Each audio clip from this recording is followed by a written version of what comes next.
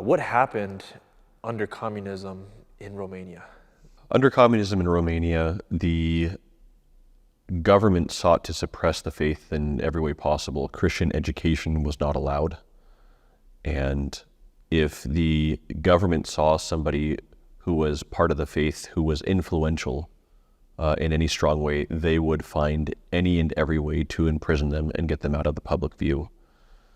There was a movement in the 20th century called the Legionnaires' movement, which began basically as a religious movement but became political. And it ended up in violence, and a lot of the Romanian priests and monks and elders who were a part of it renounced it at that time. But because they had any association with it whatsoever, the communist government would take that association. Even if they had just come to a meeting and given one talk, they would take that as a sign that this was an anti-government and therefore anti-nationalist figure. They were somehow against Romania, and they would use that to imprison them. And the terms of imprisonment could be forced labor for a few months, but often it was for many, many years, to the point that many great figures died in those prison camps. To this day, they're still uncovering mass graves. And the really incredible thing is that in these mass graves, they find bones. Of course, they don't know who the bones belong to, but these bones are often of an amber hue and fragrant, sometimes with myrrh streaming off of them. I've been able to venerate some of these relics, and I will tell you the fragrance coming off of them is unbelievable. And they're finding that many people were sanctified in these prisons. But the government did everything they could to suppress and crush Orthodoxy. I know we talked about this last time before, just very briefly, but could you talk a little bit about the Pitești experiment that happened in Romania? Yeah. There's a book entitled The Anti-Humans. I don't remember the name of the author at the moment, but he talks a lot about this Pitești experiment. And the Pitești experiment went on for a little bit less than a year. It was discovered what they were doing, and they had to shut down the program. Although many of the methods used there, maybe not to the same extent, were still used at other prisons, especially Aiud was one of the big ones. There are a few other big prisons where they tried these. But in Pitești, they did I think it was about a 10-month experiment. And the goal was to see if they could dehumanize the prisoners through various types of torments. The torments were not just physical, they were also psychological. They would take common church hymns and change the words to make the words mock Christ and the Theotokos and faith, and make them sing them over and over again. They would make them perform mock liturgies where instead of communion they would have human feces.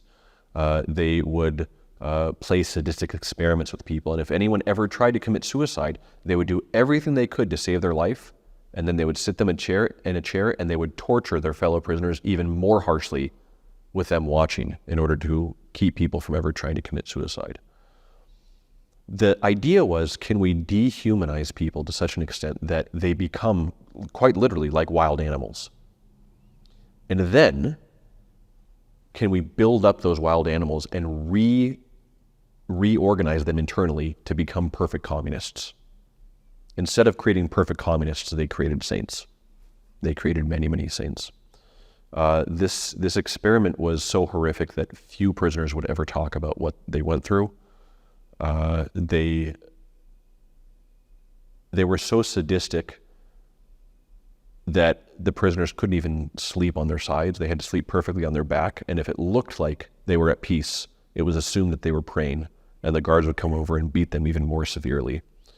It was probably the most horrific, disgusting thing that has ever happened in a prison system in the history of mankind, my guess. I've never come across anything that was this horrific. Who are some of the holy figures that came out of, this prison experiment? One of the names that I would recommend people look up is Father Gheorghe Calciu. Father Gheorghe Calciu, there's a really incredible and wonderful book about him from St. Herman of Alaska Press. It's called Father Gheorghe Calciu, Calciu is the last name. Father Gheorghe Calciu, I think that it's talks, interviews, and homilies, or something like that. I don't remember the exact. But Father Gheorghe Calciu was one figure who was in those experiments who ended up trying to commit suicide himself. He actually was about to jump over a railing when one of his fellow prisoners grabbed him from behind and held on to him. Father George eventually, when released, he was also exiled from the country. The Reagan administration had heard about him and his imprisonment, and they actually were able to negotiate his release. But he was exiled, so he came to the United States, where he served his last years. He was recently, after he reposed, I think 2006 or 2008, I don't remember exactly when. I could be very wrong about that, but I think it was around that time. In Romania, they exhumed his relics, and he's been found to be incorrupt. I've heard you talk about Elder Cleopa as well. Was he part of that same prison experiment, or was he just under, communist torture? Yeah, so Elder Cleopa, who God willing in 2025 will be officially Saint Cleopa, Elder Cleopa was able to escape direct imprisonment. He would flee into the wilderness, where he had his own torturous existence in the dangerous wilderness with the weather and the wild animals. And that's primarily where he was sanctified. And so when the Securitate, which is the Romanian secret police, when they would seek Elder Cleopa, he would flee into the wilderness. And he did that a couple times and spent quite an extended stay there. He became one of the most important evangelical figures of Romania, so that when communism finally fell, he was recognized out of all the great elders, and there are many great elders in Romania. He was probably recognized as being the greatest. He was an absolute master of the Jesus prayer. He was utterly clairvoyant. He would spend much of his day sitting outside of his cell. I've been there a couple of times, and there are benches all outside of his cell where the faithful would come and sit, and he would simply preach to them and teach. And he wrote many, many works. Not very many of them are translated, but there are a few. A good place to start is the book, The Truth of Our Faith. And many of his works are really just simple and educational, meant to re-educate the Romanians in the faith that is really their true heritage, that had been squashed out by the Romanian government at the time, the communist government. I think it's probably wrong to call them the Romanian government. They were the communist government at heart. They were not Romanian at all, because Romanians are Orthodox at heart. Watch the video you put out. I don't remember his name, but it started with a D. Father Daniil. Daniil. What's his story? What's his background? Yeah, Father Daniil was part of, along with the Legionnaires movement, there was another movement that was purely spiritual, called the Burning Bush movement. And the Burning Bush movement was begun by a man who had the pen name of Sandu Tudor, later became Father Daniil de la Raru. Father Daniil began his career as an intellectual. He was mainly a philosophical and political student who wrote on topics of culture, politics, philosophy. Eventually, he decided that he wanted to write an expose on the Orthodoxie of Mount Athos, because he had heard that a lot of the life of Mount Athos was really not as it's presented to be. It was somewhat fraudulent in some way. And so he decided to go and check it out himself. And he had planned on staying for just a few days and learning a bit about it, coming back and writing this expose. He went there and befriended a monk who said, that's really not enough time, you need to stay longer. And he ended up staying for quite a bit longer. I forget how many weeks or months he stayed, but he ended up integrating what he was learning into his own life. And he found that rather than being a fraud, it was the most legitimate life he'd ever seen. And he came back and became very, very disinterested with politics at that time and the philosophical movements. And so he decided that he wanted to dedicate himself to the practice of the Jesus prayer. And he began reading the Fathers of the Philokalia, which is this 5-volume anthology of spiritual writings, much of which has to do with the practice of the Jesus prayer. And he got a small group together, along with a monk from the Soviet Union who had escaped the Soviet Union and come and befriended him, and was a real master of the Jesus prayer from the writings of these elders. And they had this small group of Romanian, mainly intellectuals, who would gather at, if I remember right, Antim Monastery, and they would have meetings where they would discuss the writings of the Fathers of the Jesus prayer and practice it. And in doing so, many of them became masters themselves of the Jesus prayer. This Burning Bush movement, although it was largely informal, was also squashed by the communists who then went, of course, imprisoned all the people who were a part of it. But the burning bush movement didn't end there. This is the true miracle. It just continued on in the prisons. And because of the burning bush movement, those who had deepened their prayer life were able to take it into the prisons, and thus many of the prisons became like monasteries. And even within the midst of all this torment, true prayer, true faith absolutely spread. And it came to the point where there were not hundreds, but literally thousands of monks, priests, and laymen who were deeply practicing prayer. If I remember the story right, and I did a recent series on various Romanian elders, and so I might be getting some of them mixed up, but when I believe when Father Daniil, he was released, or he may have been one of the ones to repose in the prison system, but either way, the news of his repose immediately spread everywhere. Everybody was aware of it. In some of these monasteries, or in some of these prisons, the prisoners learned Morse code, and they would communicate through the walls through Morse code, and they would let them know whenever one of these great figures had reposed or was released. So they kind of kept up to date with one another with that type of communication. They would also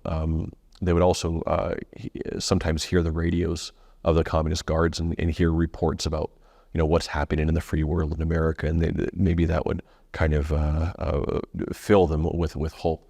But ultimately, they continued to live like monastics, so that when many of them were released, they then went and formed these monastic communities and just continued the work. And Sandu Tudor, Father Daniil, became one of the great founding members of this burning bush movement, and his legacy absolutely transformed Romania through communism, through the period of communism. What can people take away from what communism is? Because it seems like nowadays people, they want communism because they think it's going to answer all their problems. All of society's problems will be answered by communism, supposedly. So what could people take away from what happened in Romania? Much of what we've discussed today actually could be related to this same question of when we see people who are advocating for communism. I think one of the first things we do, especially as Orthodox Christians, is to look with utter amazement and just to be utterly baffled, knowing what we know about communism and what it produced. How could anybody really aspire to these things? And I think the answer is that when you look at the ideals that communism claims to pursue, we recognize that those are indeed part of the yearning of the heart of man. And we can recognize that and say, okay, there's actually something beautiful that this is aiming for. The problem is that communism does so in an ideological form. And I know I've talked about this before, but I define ideology as when you take a worldview and you make it more important than the person sitting next to you. And this is why communism believes that people are expendable. If they stand in the way of the revolution, they're to be wiped out. And we should just accept that.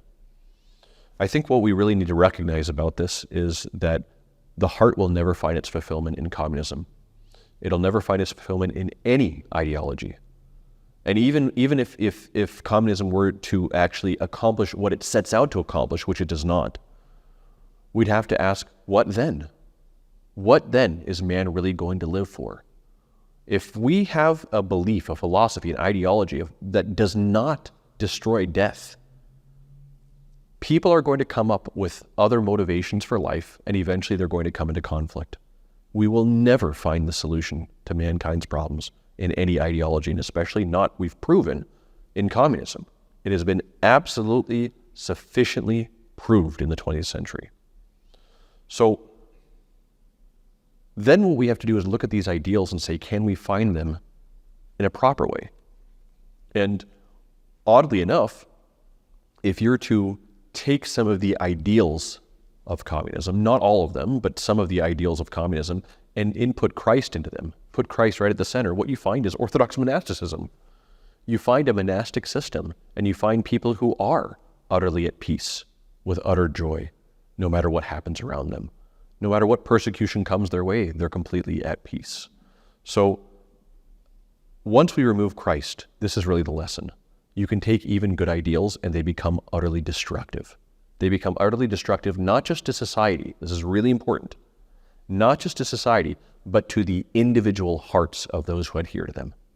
And this is where we see people who believe that they're preaching love and yet seem to be the most bitter, angry, broken people you'll ever meet. And they can't seem to make the connection between the fact that what they're preaching and what they have inside of them don't seem to mesh.